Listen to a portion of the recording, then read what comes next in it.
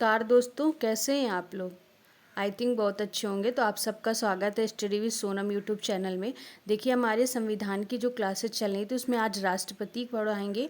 इसमें राष्ट्रपति कैसे चुना जाता है, राष्ट्रपति को कितने लोगों के द्वारा चुना जाता है, क्या जनता चुनकर सीधे भेजती है राष्ट्रपति पर, महाभियोग, पद रिक्त, आज हम सारे कॉन्सेप्ट इसी क्लास में क्लियर करेंगे आपके। तो ये यहाँ से डायरेक्ट एग्जाम में आता है, तो आपको बस ध्यान से अपनी क्लास को देखना है और अंत तक देखना है। और कुछ हम एमसीक्यू भी लेकर आए तो वो आपको अच्छे से कराएंगे, इसलिए हम अपने बिना समय गवाए चलिए क्लास को शुरू करते हैं। तो आज हम क्या पढ़ेंगे, राष्ट्रपति का पद। अनुच्छेद कौन सा है, 52 है हमारा। तो 52 क्या कहता है कि भारत का एक राष्ट्रपति होगा। भारत का क्या होगा, एक राष्ट्रपति होगा। यहाँ से हुबहू लाइन आपके एग्जाम में आएगी, तो आप इसको ध्यान से समझिएगा कि भारत का एक राष्ट्रपति होता है। कौन सा आर्टिकल है हमारा, अनुच्छेद 52 में दिया गया है। इतना आपको समझ में आ गया। अब देखिए, राष्ट्रपति संघ की कार्यपालिका का संवैधानिक प्रमुख होता है। यानी संघ की जो कार्यपालिका है, यानी कि संसद है, लोकसभा, राज्यसभा, उसमें सबसे प्रमुख हमारा कौन होता है, राष्ट्रपति होता है। इतना आपको समझ में आ गया होगा। अब देखिए, राष्ट्रपति के उल्लेख की हम बात करते तो राष्ट्रपति का जो उल्लेख है वो संविधान के भाग 5 और अध्याय 1 में दिया गया है। ये लाइन आप नोट कर लीजिएगा, कौन से भाग में दिया गया है, भाग 5 में, अध्याय 1 में दिया गया है। और राष्ट्रपति से जो संबंधित अनुच्छेद हैं आपके, वो किसमें हैं, अनुच्छेद 52 से 78 तक दिए गए हैं। तो राष्ट्रपति का अनुच्छेद, जितने भी अनुच्छेद राष्ट्रपति में आते हैं वो अनुच्छेद 52 से 78 के बारे में बताए गए हैं। तो आपको इतना समझ में आ गया। ये लाइन आपको अच्छे से नोट कर लेनी है, कौन से, 52 से 78 के बारे में। और हम राष्ट्रपति को भारत का प्रथम नागरिक भी कहते हैं। तो भारत का प्रथम नागरिक कौन होता है, राष्ट्रपति। नहीं, भारत का प्रथम नागरिक हमारा राष्ट्रपति है। ये मोस्ट इम्पॉर्टेंट लाइन है, ये आपको अच्छे से नोट कर लेना है। तो भारत का राष्ट्रपति भारत का प्रथम नागरिक होता है। अब हम बात करते हैं राष्ट्रपति की योग्यता क्या क्या होती है। राष्ट्रपति की योग्यता अनुच्छेद 58 में दी गई है। कौन सा अनुच्छेद है, अनुच्छेद 58 में दिया गया है।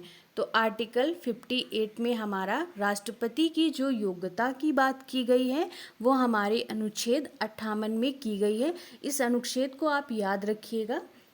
अब हम बात करते राष्ट्रपति की योग्यता में क्या क्या हमको पढ़ना है। देखिए, भारत का नागरिक हो, यहाँ जन्म से भारत का नागरिक नहीं बात की गई है, यहाँ केवल भारत के नागरिक की बात की गई। एग्ज़ाम में हुबहू लाइन कैसी आती है, क्या जन्म से भारत का नागरिक होना चाहिए, तो नहीं, जन्म से भारत का नागरिक नहीं होना चाहिए, केवल भारत का नागरिक होना चाहिए। ठीक है। और आयु कितनी, कम से कम 35 वर्ष हो, यानी 35 वर्ष से कम आयु का नागरिक जो होगा वो भारत का राष्ट्रपति नहीं बन सकता है। कम से कम 35 तो होनी चाहिए, और ज़्यादा भी हो सकती है। तो आप याद रखिएगा, क्योंकि एग्ज़ाम में क्वेश्चन आता है कि राष्ट्रपति की आयु क्या है, तो राष्ट्रपति की आयु 35 वर्ष होती है, और भारत का प्रथम नागरिक भी होता है। इतना आपको समझ में आ गया होगा। और देखिए, लोकसभा का सदस्य चुने जाने की योग्यता भी रखता है। कौन सा, लोकसभा का सदस्य, यानी लोकसभा के सदस्य को चुने जाने की योग्यता रखता हो तभी वह राष्ट्रपति बन सकता है। और भारत सरकार या किसी राज्य सरकार के अधीन लाभ का पद ना रखता हो, जैसे कि भारत सरकार या राज्य सरकार के किसी भी अधीन कोई लाभ का पद नहीं रखना है उसे। जैसे ही राष्ट्रपति का पद मिलेगा वो सारे लाभ के पद त्याग कर अपने राष्ट्रपति के पद को ग्रहण कर लेगा और फिर किसी लाभ के पद पर नहीं रहेगा। तो आई थिंक आपको इतना अच्छे से समझ में आ गया होगा। अब हम बात करते हैं राष्ट्रपति के निर्वाचन की। तो राष्ट्रपति के निर्वाचन की बात करें, किस आर्टिकल में दिया गया है, अनुच्छेद 54 में दिया गया है। तो हमारा आर्टिकल कौन सा हो गया, अनुच्छेद 54 हो गया। अब देखिए, राष्ट्रपति का चुनाव प्रत्यक्ष रूप से जनता द्वारा नहीं होता है। ये लाइन बहुत मोस्ट इम्पॉर्टेंट है कि जनता के द्वारा प्रत्यक्ष रूप से नहीं होता है। क्यों नहीं होता है?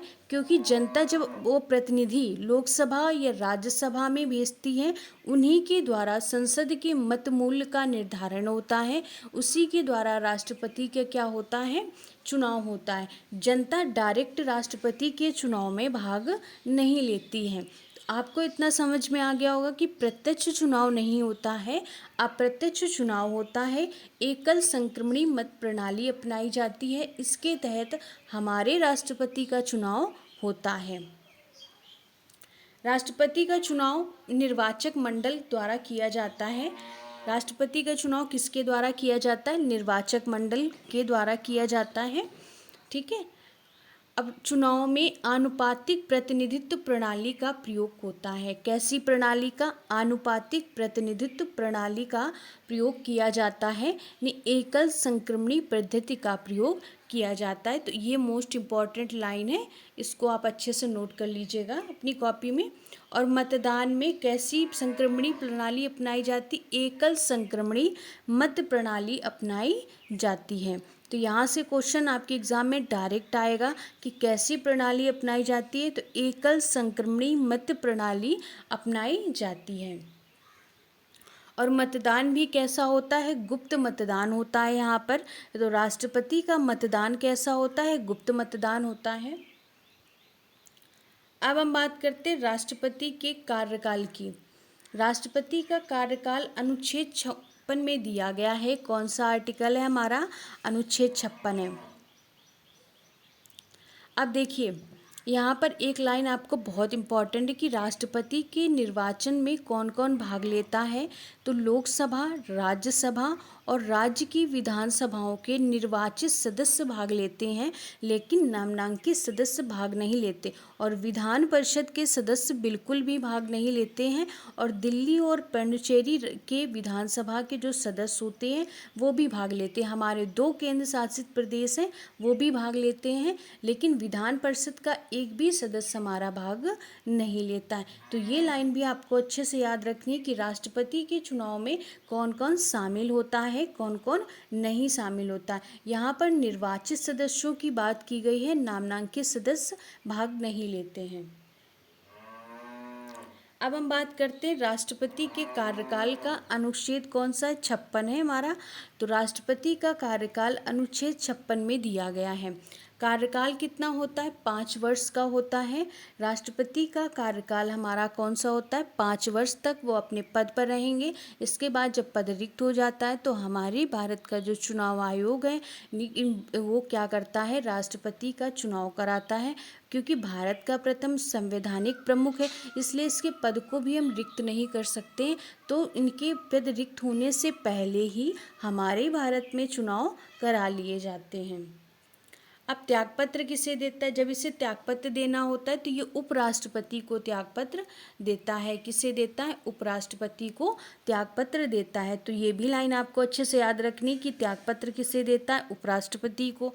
राष्ट्रपति पुनः निर्वाचित हो सकता है, इसके लिए कोई तय सीमा नहीं कि राष्ट्रपति कितनी बार निर्वाचित होगा या कितनी बार नहीं होगा। इसके लिए कोई तय समय सीमा नहीं है। राष्ट्रपति कितनी भी बार निर्वाचित हो सकता है। पुनर्निर्वाचन की कोई अधिकतम सीमा नहीं है। हमारे राष्ट्रपति की कोई अधिकतम सीमा नहीं है। तो ये इम्पॉर्टेंट लाइन आपको ध्यान रखनी है। अब हम बात करते हैं राष्ट्रपति की शपथ। अनुच्छेद 60 में दी गई है।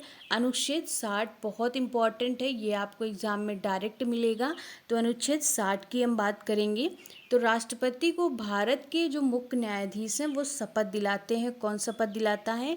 भारत के मुख्य न्यायाधीश शपथ दिलाते हैं। तो भारत के मुख्य न्यायाधीश शपथ दिलाते हैं। और मुख्य न्यायाधीश की अनुपस्थिति में सर्वोच्च न्यायालय के जो वरिष्ठतम न्यायाधीश होते हैं, जो उपलब्ध होते हैं, वो क्या करते हैं? वो शपथ दिलाते हैं। तो राष्ट्रपति को भारत के मुख्य न्यायाधीश शपथ दिलाते हैं। ये आपको अच्छे से याद रखना है। आर्टिकल कौन सा है? अनुच्छेद 60 के बारे में बताया गया है। अब राष्ट्रपति के त्यागपत्र की बात करेंगे तो राष्ट्रपति त्यागपत्र उपराष्ट्रपति को देता है। जब राष्ट्रपति को अपना त्यागपत्र देना होता है तो किसको देता है? उपराष्ट्रपति को देता है। उपराष्ट्रपति इसकी सूचना किसको देता है? लोकसभा अध्यक्ष यानी लोअर हाउस को। लोकसभा हमारा कैसा है? निम्न सदन है, तो इसकी जानकारी वो जनता का हाउस होता है, तो इसकी जानकारी उपराष्ट्रपति सबसे पहले लोकसभा अध्यक्ष को देता है कि हमारे राष्ट्रपति का त्यागपत्र आप देखिए। तो राष्ट्रपति अपना त्यागपत्र उपराष्ट्रपति को देता है, लेकिन उपराष्ट्रपति इसकी सूचना किसको देता है? लोकसभा अध्यक्ष को देता है। इतना समझ में आ गया होगा? यहाँ तक कोई दिक्कत है आपको? चलिए अब हम राष्ट्रपति पर महाभियोग पढ़ेंगे। तो कौन सा आर्टिकल है? राष्ट्रपति पर महाभियोग का आर्टिकल है 61। अनुच्छेद 61 की बात करते हैं। तो राष्ट्रपति को केवल संविधान के उल्लंघन के द्वारा हटाया जाता है। किसके द्वारा? संविधान के उल्लंघन के द्वारा हटाया जाता है। संविधान का जब उल्लंघन या अतिक्रमण करते तभी हटाया जाएगा, ऐसे आप नहीं हटा। और हटाने की प्रक्रिया भी बहुत टफ है, इसलिए हम आपको बताएंगे कैसे किस तरीके से हटाएंगे इनको। तो महाभियोग की प्रक्रिया जो है संसद के किसी भी सदन में शुरू कर सकते हैं आप। लोकसभा में या राज्यसभा में किसी भी सदन में आप शुरू कर सकते हैं। और प्रस्ताव लाने से कम 14 दिन पहले, कितने दिन पहले? 14 दिन पहले राष्ट्रपति को सूचना देना आवश्यक हो जाता है कि आप पर महाभियोग लग रहा है, आप आरोपों की जांच कर लें। तो 14 दिन पहले क्या होता है? सूचना हम दे देते हैं। यहाँ से क्वेश्चन डायरेक्ट आता है। और प्रस्ताव पर जब सदन पर कम से कम जो सदन पे जो प्रस्ताव भेजा जाता है उसमें 1/4 सदस्यों के हस्ताक्षर होने आवश्यक होते हैं। ये यदि 1/4 सदस्यों के हस्ताक्षर नहीं हुए तो प्रस्ताव पास नहीं माना जाता है। प्रस्ताव की सदन की कुल संख्या, प्रस्ताव के सदन की जो कुल सदस्य संख्या है उसके 2/3 बहुमत से पारित होना चाहिए। जैसे कि राज्यसभा में गया तो वहाँ पर 2/3 सदस्य बहुमत से पारित होना चाहिए। जब ये पारित हो जाता है, जैसे लोकसभा में पारित हो गया, तो दूसरा सदन आरोपों की क्या करता है? जांच करता है। जब जांच हो जाती तो राष्ट्रपति को जांच में अपना पक्ष रखने का भी अधिकार होता है, वो अपना पक्ष भी रख सकता है। तो कितने दिन पहले सूचना देनी होती? 14 दिन पहले।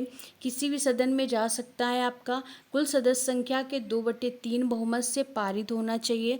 और दूसरा सदन भी 2/3 बहुमत से जब आरोपों को स्वीकार कर लेता है, यानी राज्यसभा ने भी 2/3 बहुमत से स्वीकार कर लिया, तो राष्ट्रपति को पद से क्या होता है? हटना पड़ता है। तो राष्ट्रपति पर महाभियोग की प्रक्रिया कौन से अनुच्छेद में है? अनुच्छेद 61 में दी गई है। आई थिंक आपको यहाँ तक अच्छे से समझ में आ गया होगा। अब हम बात करते हैं राष्ट्रपति के पद रिक्त की। तो राष्ट्रपति के पद रिक्त में आकस्मिक रिक्त होने पर, जब आकस्मिक जैसे कि राष्ट्रपति की मृत्यु हो जाती है या कोई भी आकस्मिक उसकी तबीयत खराब हो जाती है, कुछ भी हो जाता है, तो उपराष्ट्रपति जो होता है हमारा राष्ट्रपति के रूप में कार्य करने लगता है। और ऐसी स्थिति में नए राष्ट्रपति का चुनाव 6 महीने के भीतर करा लिया जाता है, क्योंकि हम राष्ट्रपति का पद रिक्त नहीं कर सकते, क्योंकि भारत का नागरिक है, संवैधानिक प्रमुख है। जितने भी कार्य होते हैं हमारे राष्ट्रपति के द्वारा होते, लेकिन नाम मात्र का प्रमुख होता है। वास्तविक प्रमुख हमारा प्रधानमंत्री है, सारे काम वही करता है, लेकिन बस ये होता है कि आप साइन करना है या कुछ भी करना है तो राष्ट्रपति करेगा। तो राष्ट्रपति जो है भारत का प्रथम नागरिक संवैधानिक प्रमुख है, इसलिए 6 महीने के भीतर इसका चुनाव करा लिया जाता है और पद की रिक्ति नहीं रखी जाती है। पद रिक्ति होती भी है तो कितने दिन के अंदर इसको भर लिया जाएगा?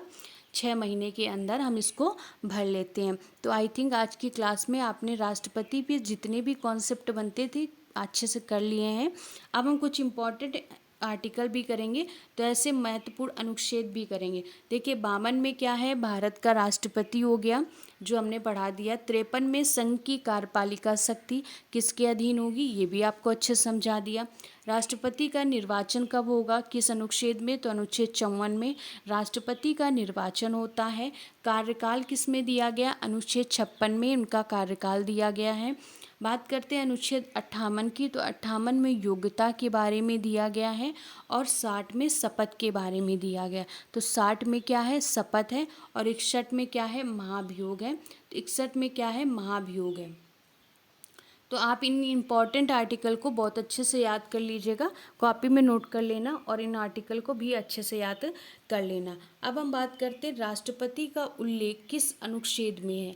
तो राष्ट्रपति का जो उल्लेख दिया गया है वो अनुच्छेद 52 में दिया गया है। तो आर्टिकल कौन सा है? 52 है। राष्ट्रपति बनने की न्यूनतम आयु कितनी है? क्या 25 वर्ष है, क्या 30 वर्ष है, या 35-40? तो हमने बताया था आपको कि राष्ट्रपति बनने की न्यूनतम आयु 35 वर्ष है। ठीक है।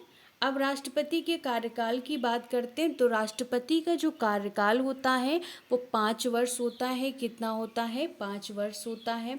राष्ट्रपति अपना त्यागपत्र किसे देता है? तो राष्ट्रपति अपना त्यागपत्र, हमने आपको बताया था कि राष्ट्रपति अपना त्यागपत्र उपराष्ट्रपति को देता, फिर उपराष्ट्रपति क्या करता है? लोकसभा अध्यक्ष को इसकी सूचना देता है। तो कौन किसे देता है अपना त्यागपत्र? उपराष्ट्रपति को देता है।